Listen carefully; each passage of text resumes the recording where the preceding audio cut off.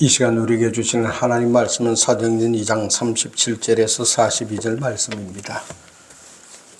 그들이 이 말을 듣고 마음에 찔려 베드로와 다른 사도들에게 물어 이르되 형제들아 우리가 어찌할꼬 하거늘 베드로가 이르되 너희가 회개하여 각각 예수 그리스도 이름으로 세례를 받고 제사함을 받으라. 그리하면 성령을 선물로 받으리니 이 약속은 너희와 너희 자녀와 모든 먼데 사람 곧 주 우리 하나님이 얼마든지 부르시는 자들에게 하신 것이라고 또 여러 말로 확정하며 권하여 이르되 너희가 이 피악한 시대에서 구원을 받으라 하니 그 말을 받은 사람들은 세례를 받으며 이날에 신도의 수가 3,000이나 더하더라.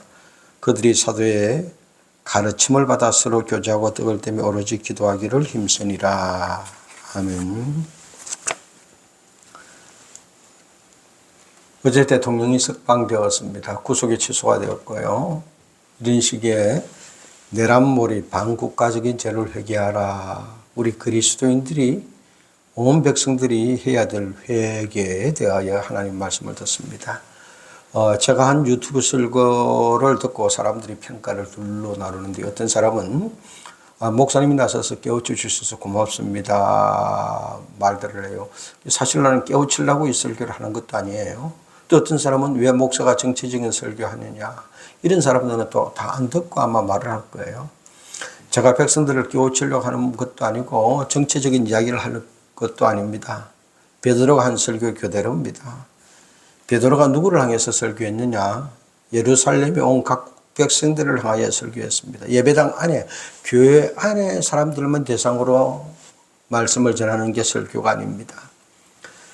예수 믿는 사람, 믿지 않는 사람, 나라와 전 세계를 향하여 하나님의 뜻, 하나님의 말씀을 전하는 것이 설교입니다. 오늘은 베드로의 오순절 설교 마지막 부분입니다. 베드로의 오순절 설교는 베드로와 제자들이 성령 충만하여 방언을 말했습니다. 그리고 나서 그 방언에 대해서 평가하는 이스라엘 백성들을 향하여 베드로가 한 말씀입니다. 유대인과 각국에서 유월절을 지키러 예루살렘에 왔다가 대제사장의 종교적인 권위와 로마의 국가적인 권력의 동자여 예수님을 십자가에 못 박으라고 외쳤던 그 죄악에 대하여 회개를 촉구합니다. 국가 권력의 조직적인 범죄, 대제사장의 종교적인 범죄, 그의 동자여 예수님을 십자가에 못 박으라고 외쳤던 사람들, 그 자리에 없어서 외치지는 않았지만 소리 없이 묵시적으로 동조했던 사람들, 그들의 죄를 회개하라는 겁니다. 베드로의 설교는 각지에서 온 유대인들에게 국가 권력과 종교 권력의 동자여 당신들이 무슨 죄를 지었는지 정확히 알아라. 그리고 회개하고 예수를 믿어라. 그러면 주님이 용서해 주시고 성령을 선물로 주신다. 그러니 회개해야 된다고 여러 말로 확정하며 권했습니다. 이 말씀을 듣고 그날 자기들의 죄를 회개하고 예수 믿기로 돌아온 사람이 3,000명이나 되었습니다. 바로 지금 우리나라는 온 백성들 사이에 이 말씀의 역사가 다시 일어나야 할 때입니다. 오늘 말씀을 통하여 먼저 우리 그리스도인들이 회개하고 이 땅에 있는 온 백성들이 회개해야 될 하나님의 말씀입니다. 그래야 자유 대한민국을 재건할 수 있는 길이 열리고 하나님이 주신 그 길을 위한 해결책이 회개입니다. 첫 번째로 하나님은 오늘 말씀을 통하여 양심 있는 자들은 깨달아라고 말합니다. 37절 말씀입니다. 그들이 이 말을 듣고 마음에 찔려 베드로와 다른 사도들에게 물어 이르되 형제들아 우리가 어찌할꼬 하거늘. 베드로의 설교를 듣고 양심 있는 사람들은 마음이 찔렸대요. 지난 3년 동안 예수님 따라다니면서 보았습니다. 예수님 말씀 전해주실 때는 마음에 감동도 되었고요. 바닷가에서 밤새도록 예수님의 말씀을 듣기도 했습니다. 오병이의 기적을 베풀 때는요, 고기도 떡도 같이 먹었습니다. 각종 병자를 고치는 것도 봤고 귀신을 쫓아내는 것도 보았고 죽은 자를 살리는 것도 보았습니다. 그러나 대제사장의 권위, 로마의 국가적인 권력 앞에 굴복했어요. 죄 없는 예수님을 십자가에 못 박으라고 외쳤습니다. 그 현장에 없어서는 예수님을 십자가에 못 박으라고 외치지는 않았지만 묵시적으로 마음적으로 동조했습니다. 그리고 그 예수님의 십자가 행렬을 바라보고 죄인이다. 그렇게 단정지어 기도했습니다. 마가이 다락방에서 예수님의 말씀을 기억하고 기다리며 기도하던 제자들이 성령 충만하여 방언하는 것을 바라보고는요, 저 사람이 우리나라 말을 하네? 그리고는 술 취했다라고 비난하기도 했습니다. 그런 그들이 예수님이 이 땅에서 수많은 기적을 베푼 목적이 무엇이냐? 하나님이 예수님에게 권능을 주어서 예수님이 이 땅의 구세주임을 증거하기 위함이라는 말을 들었습니다. 예수님이 내 죄 때문에 십자가에 돌아가셨다는 베드로의 말도 들었어요. 나를 구하기 위하여 예수님이 내 죄 때문에 십자가에 못 박혀 돌아가셨는데 나는 그 예수님을 죄인으로 생각했다니, 그 예수님이 사흘 만에 부활했는데, 그 예수님이 이제 약속대로 성령을 보내주셨는데 나는 또 술 취했다고 비난했다니, 이 말을 듣고 마음에 찔렸습니다. 그렇습니다. 그들의 마음이 찔렸습니다. 마음에 찔렸다는 것이 참 중요합니다. 잘못은 할 수 있어요. 그런데 잘못을 하고도 마음이 안 찔리는 사람들이 있어요. 마음이 찔렸다는 것은 우리 표현대로 양심은 있다는 겁니다. 우리가 예수님 해주신 말씀을 듣고 얼마나 마음에 감동했던가, 예수님이 베푸신 기적을 바라보고 얼마나 우리가 감탄했던가, 삶의 희망을 느끼지 않았던가, 오병이의 기적을 통하여 우리가 떡과 고기를 먹지 않았던가, 그런 우리가 대제사장의 근이 로마의 국가적인 권력에 무릎을 꿇고 예수님의 십자가에 못 박아라고 외쳤다니, 이를 어찌하면 좋을까? 이 일을 어찌할꼬 마음에 찔렸습니다. 그렇습니다. 양심이 있는 사람은요, 자기가 잘못한 것을 알면 마음이 찔려요. 차마 마음이 찔려서 더 이상 어떻게 못합니다. 그런데 철면피들은 양심이 없어요. 마음에 찔리지를 않아요. 그냥 얼굴에 철판 깐 것처럼요, 아무렇지도 않게 계속하고 또 거짓말하고 막 갈라듭니다. 공상장애는요, 진실이 없고 양심, 연치가 없고요, 감사가 없습니다. 이 세 가지가 없어요. 모든 것을 유물론적인 관점에서 프롤레타리아 혁명관으로 바라봅니다. 그래서 약하면 강한 자에게 빌붙고, 그렇게 빌붙어서 힘이 키워지면은 그 강한 자를 쫓아내고 자기들이 정권을 잡고, 그리고는요 처단하라는 겁니다. 프롤레타리아 혁명을 이루는 과정 속에서 있었기 때문에 거짓말을 해도 상관없고, 전에 했던 거하고 지금하고 다른 말을 해도 상관없고, 혁명을 위해서 다 용합되어지는 겁니다. 모든 것을 혁명을 위한 수단과 방법으로 생각하기 때문에 진실이 없어요. 거짓말하는 것을 대수롭지 않게 여깁니다. 말 바꾸는 것이 예사입니다. 그래서 진실이 없고 양심도 없고 염치도 없는 겁니다. 감사도 없어요. 경우에 따라서는 얼마든지 말을 바꿉니다. 오직 자기들이 목적한 그 혁명을 위해서 그것만 달성하면 된다는 겁니다. 그래서 차마 양심이 있으면 전에 자기가 한 말을 뒤바꾸지는 못하는데요, 입장만 바뀌면 얼마든지 말 바꾸는 게 예사입니다. 우리나라에도요 이런 정당이 딱 하나 있습니다. 과거에 박근혜 대통령이 탄핵할 때는요, 헌법재판관이 8명 있었어요. 대통령이 탄핵 소추됐으니 권한대행이 헌법재판관 1명을 임명하려고 그러니까 권한대행은 임명할 자격이 없다, 임명하면 안 된대요. 그래서 그때 권한대행이 대통령 탄핵 소추가 결정되기 전까지는 안 된다 그래서 임명을 못했어요. 죽어라 반대했습니다. 이번에 윤석열 대통령이 탄핵됐습니다. 그런데 이번에는 그 정당이 정방대로 권한대행 보고 헌법재판관 임명하라는 거예요. 아니, 과거에 당신들이 임명할 권한이 없다고, 임명하면 안 된다고 그랬잖아. 근데 막무가내로 임명하라는 겁니다. 임명 못한다, 임명 안 한다고 탄핵시켜버렸습니다. 그리고 대통령 권한대행의 대행까지도 임명 안 한다고 탄핵시킨다고 막 그럽니다. 과거에는 임명하면 안 된다 했더니 이번에는 임명하란 말합니다. 일반 백성들은요, 양심이 있어서 그리 못합니다. 에이, 내가 그때 그냥 내버려 둘걸. 그러면 지금 임명하면 되는데, 왜다가 그때 그런 말을 해가지고 쏘기 싫어도요, 일반 백성들은 그렇게 말 바꾸고 정반대로 말하는 거 참 쉽지 않습니다. 철면피 아니면 그런 사람 전혀 없어요. 거의 없어요. 그런데 더불어민주당은요, 스스럼없이 그러고 있습니다. 그때는 안 되는 게 법이다, 지금은 하는 게 법이라는 겁니다. 얼마나 우스운 이야기입니까? 자기들에게 유리하면 양심도 없이 말을 정반대로 바꾸어 주장합니다. 그런 면에서 보면은요, 공산당 집단들이 하는 것과 참 유사합니다. 근데 분명한 것은요, 공산당에는 종교의 자유가 없습니다.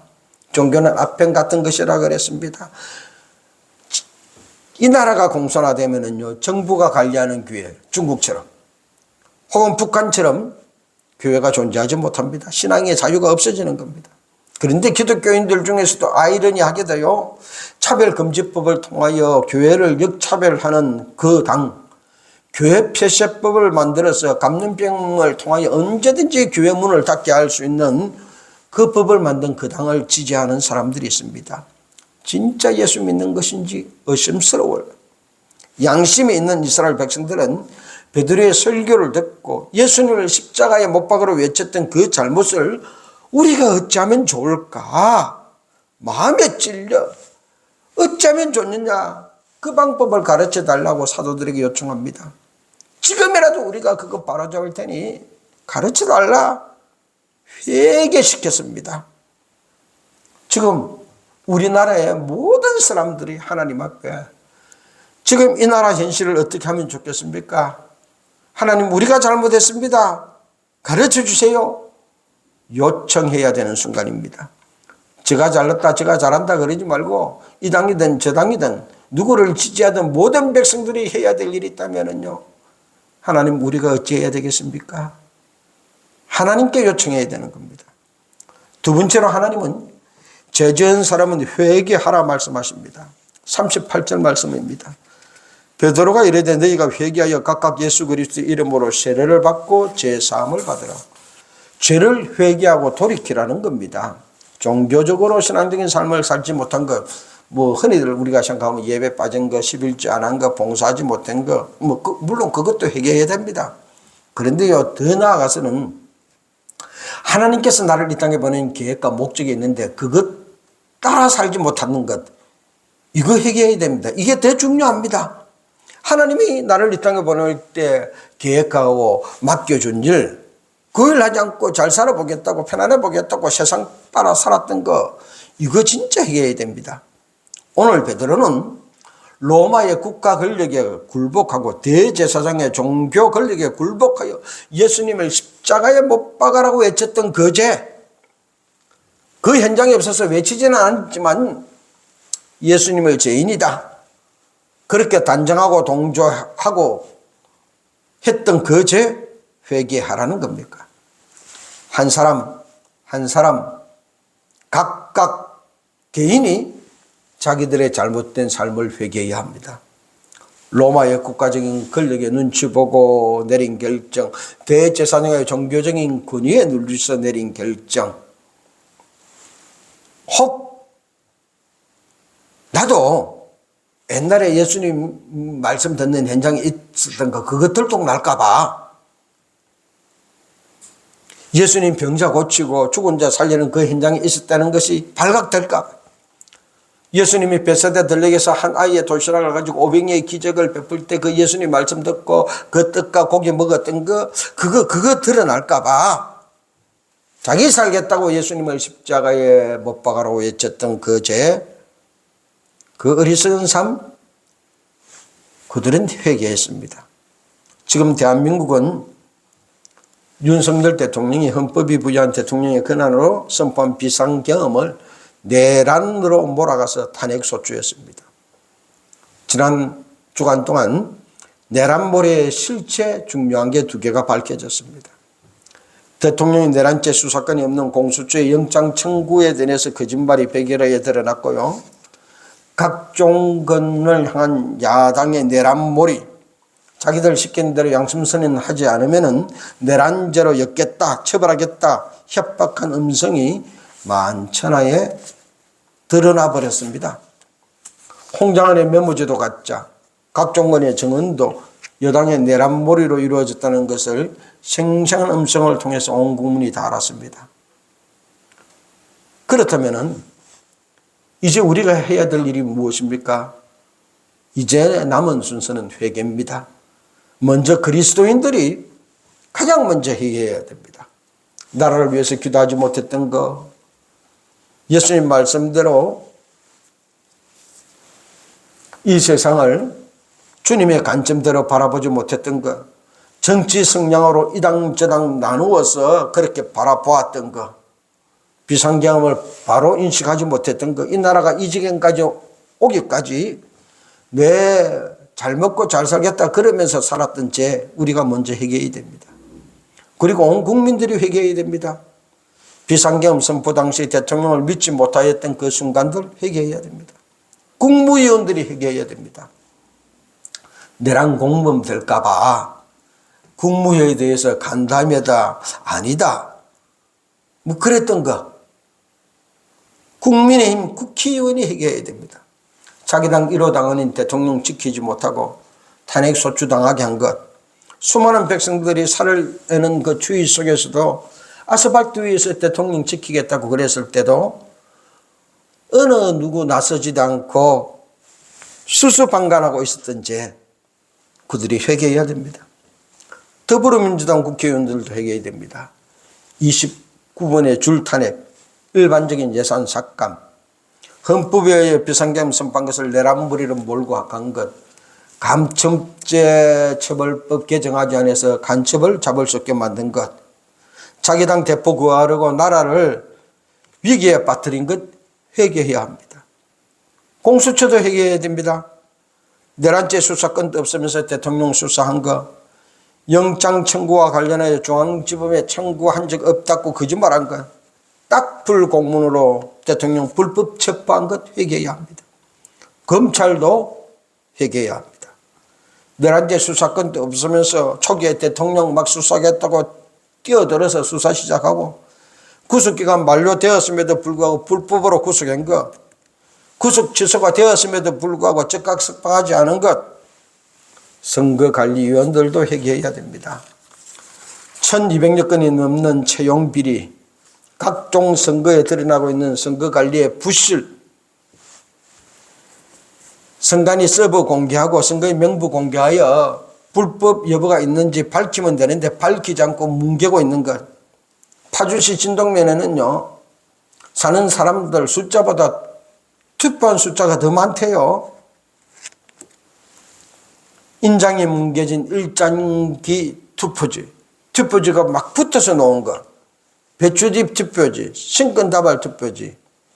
실제 개표 과정에서요, 이상하다 그래서 부여에서는 개표 분리기를 다시 재부팅하니까요, 숫자가 반대로 역전됐대요. 그런 부실 관리, 그런 프로그램에 의해서 한쪽 선수한테 막 몰아줄 수 있는가 봐요. 이상하다. 그러니 개표 분류기를 재부팅에 의해서 하니까요, 숫자가 반대로 나왔다는 겁니다. 그럼에도 불구하고 부정선거 없다는 말만 하고 선거 명부와 서버를 공개하여 진실을 밝히지 않는지 회개해야 됩니다. 헌법재판소도 회개해야 됩니다. 국회 탄핵소추안에 들어있는 내란죄를 빼고 재판을 진행하는 불법, 일사부절의 원칙을 어기고 탄핵소추한 것을 그대로 받아들여서 재판을 진행하고 있는 불법, 헌법학의 아버지라 불리는 허영 교수가 지적한 10가지 잘못, 세상에서는 생각할 수 없어요. 기피 신청자, 회피 신청자들이 쁘젓이 재판을 진행하고 있는 그 불법, 양심이 있으면 회개해야 됩니다. 언론도 회개해야 됩니다.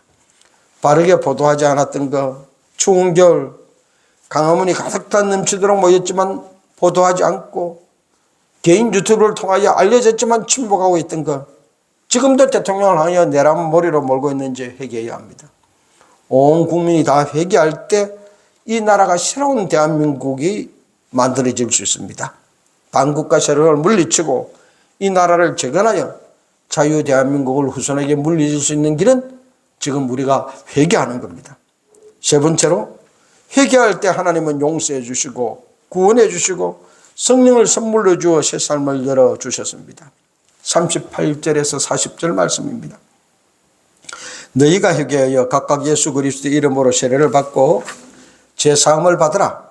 그리하면 성령을 선물로 받으리니 이 약속은 너희와 너희 자녀와 모든 먼데 사람 곧 주 우리 하나님이 얼마든지 부르시는 자들에게 하신 것이라 하고 또 여러 말로 확정하며 권하여 이르되 너희가 이 패악한 세대에서 구원을 받으라. 베드로 사도는 백성들에게 외칩니다. 회개하여 예수 믿고 세례받아라. 그러면 성령 선물 주신다. 새 삶을 열어주신다. 그러니 이 패역한 시대에서 그들을 사람들 따라가지 말고 어떻게든지 회개하고 예수 믿어야 된다. 그래야 새 삶이 열린다. 그래야 하나님 용서받는다. 이 약속 믿고 패역한 세대에 머물러 있지 말고 제발 구원받으라. 더 이상 이 패역한 세대를 따르지 말고 회개하고 구원받아야 된다. 이것이 하나님의 약속이다. 제발 부탁하니 회개하라. 그럼 하나님이 용서해 주시고 새 삶을 열어주시고 성령을 선물 주신다. 어제 세이브 코리아 여의도 집회를 갔다 왔습니다. 그저 금요일 날 1시에 대통령 국민변호인단에 연설할 사람이 없다. 그래서 스케줄을 잡다가 목요일 날 새벽에 연설할 사람이 준비됐다고 취소가 되어서 안 하고 양 마음 먹은 거 이 현장이라도 한번 가보자 해가지고 갔다 왔습니다. 깜짝 놀랐습니다. 그냥 기도회입니다. 기도원에서 부흥에서 하는 기도회보다 훨씬 더 뜨겁게 기도하는 것 봤습니다. 예수 믿는 사람도 있고 안 믿는 사람도 있습니다. 그런데 막 와서 기도하는 겁니다. 문재인 정부 때는요. 코로나 때 식당도 갔고 백화점도 갔고 놀이시설도 갔습니다. 발디딜 없이 그렇게 다 다녔는데 유독 교회는 예배 못하게 했습니다. 코로나가 예배 때만 전파되는 것도 아닌데 교회 예배는 못 드리게 했습니다. 그래서 예배 드린다고 교회 문 닫고 예배 드린다고 교회가 지탄의 대상이 되었습니다. 그런데 윤석열 대통령이 탄핵되고 나서 아무도 나서지 않을 때 정강훈 목사님이 강화문에서 추운 겨울을 지켰습니다. 그 열기가 퍼져서 이제는 세이브 코리아가 여의도와 전국을 돌면서 집회를 합니다. 두 집회 다 기도회입니다. 그러니 백성들이 이제는요 교회 때문에 우리나라가 산다라고 말합니다. 그렇습니다. 이번 기회가 온 백성이 구원받는 기회가 되어야 됩니다. 이 나라의 복음 통일을 앞당기는 기회가 되어야 되는 겁니다. 그러려면은요 네가 잘했다 내가 잘했다 그럴 것 없이 우리가 다 먼저 회개해야 됩니다. 나부터 시작해서 회개하는 겁니다. 나의 개인적인 죄, 하나님이 이 땅에 보낸 목적과 계획 따라 살지 못한 죄, 더 나아가 대통령 탄핵과 관련하여 국가적으로 저지른 죄, 탄핵에 동조했던 거, 침묵했던 거, 방관했던 거 우리가 회개할 때 하나님은 이 나라에 성령을 주십니다. 이 나라가 그때 성령의 용광로가 되어지는 겁니다. 온 백성이 예수 이름을 믿고 구원받으며 이 대한민국이 하나님이 세운 목적과 계획을 따라 온 세계를 구원하는 목자 국가가 될 것입니다. 어제 대통령이 간주로 복귀했어요. 법원에서 구속 취소 결정이 내렸습니다. 그런데 따르지 않고 대검찰에서 또 회의했는데 그래 구속 취소 결정을 따르는 게 맞다고 했는데도 불구하고 하루를 꼬박 지내다가 그 박시현 수사검사가 따르지 않고 버티다가 어제 석방을 했습니다. 이것이 끝이 아닙니다. 이제는 시작입니다. 탄핵이 각하되고 반국가 세력을 척결하여 자유 대한민국을 만드는 걸 이 길에 첫 단추가 끼었을 뿐입니다. 복음 대한민국으로 재건되도록 우리가 회개하여 청결하고 거룩하여지면 하나님이 마음껏 사용하는 자유 대한민국이 되어질 것입니다. 그러도록 우리가 회개해야 합니다. 하나님께서 이 나라에 성령 충만을 부어주실 것입니다. 하나님께서 이 나라를 복음 대한민국으로 재건하여 주실 겁니다. 세계 우뚝 세워 온 세계를 구원할 복음 한국으로 세워주실 것입니다. 지금이 바로 그 나를 이루기 위한 우리들에게 주어진 기회입니다. 회개하여 이 자유 대한민국을 복음으로 새롭게 만들어 나가십시다. 우리 다 같이 그렇게 살겠습니다. 결단은 기도하겠습니다.